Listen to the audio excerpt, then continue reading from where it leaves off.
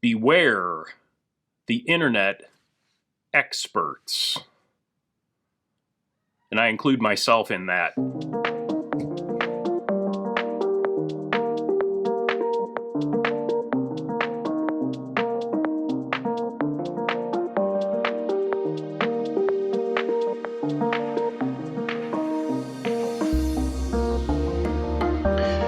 Welcome back, friends. Happy Monday. How you doing out there? Well, I hope. First thing on the docket for today,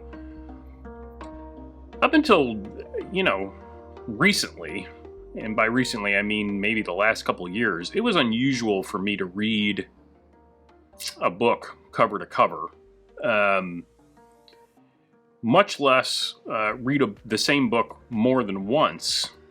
So I went back and started to reread one of my favorite books from 2021, and that is Breath from James Nestor.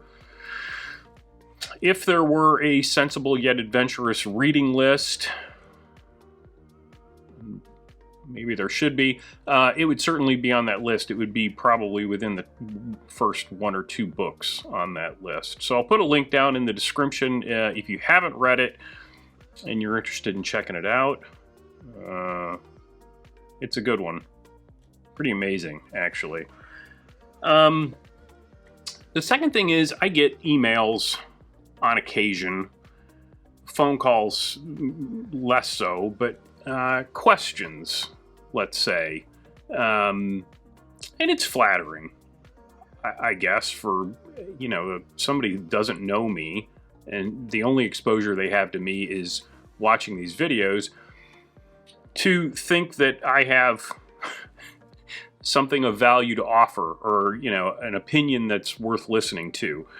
It's flattering, but the thing that I want to caution you against is don't lean on these internet experts too much. Some of the questions that I get, are pretty basic. And I have to think, did they think about this at all before they just started firing off emails? Because, maybe I was the only person someone's going to contact, but, history is any judge or any guide. I'm probably not the only one they're firing off questions to. Don't lean on these experts too much. Don't be afraid to try to figure things out on your own, because you may end up coming up with a new and entirely better way of doing something, right? That's, I think, the best advice. Certainly, I'm not telling people not to contact me with questions. What I'm saying is, sometimes you're going to come up with the answer on your own, and you don't need me at all. I was talking to a doctor friend of mine last week. There's some movement drills that I've done over the years, and I'm trying to figure out if I'm going to present those in some way to people like you, and if so, how I'm going to present them. And in the course of the conversation, he ended one of the emails with "Movement is life." Now, he certainly didn't come up with this, but it did strike me that it's true. We just have to keep moving. We have to keep moving. Yeah. Movement is life. Lastly, is a bit of an odd one, but the lottery has been in the news of late.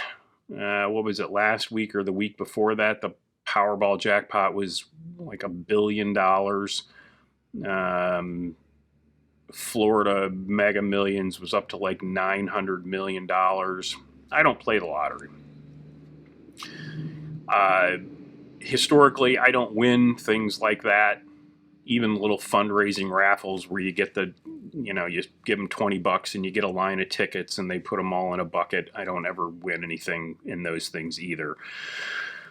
But, it's all in good fun, and the jackpots get big and people come out of the woodwork and spend $5 or $10 or $20 on tickets. You know, it takes, when the people that never play come out of their homes and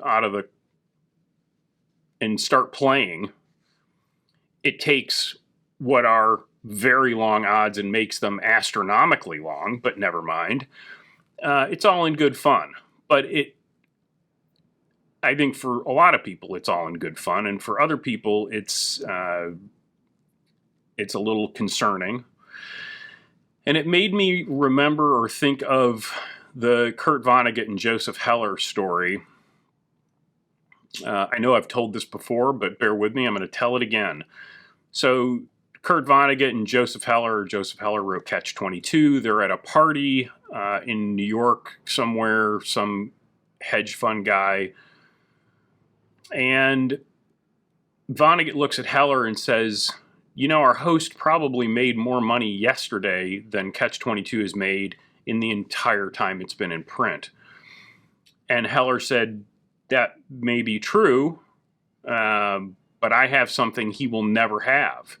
And Vonnegut turned to him and said, what could that be? And Heller said, the knowledge that I have enough.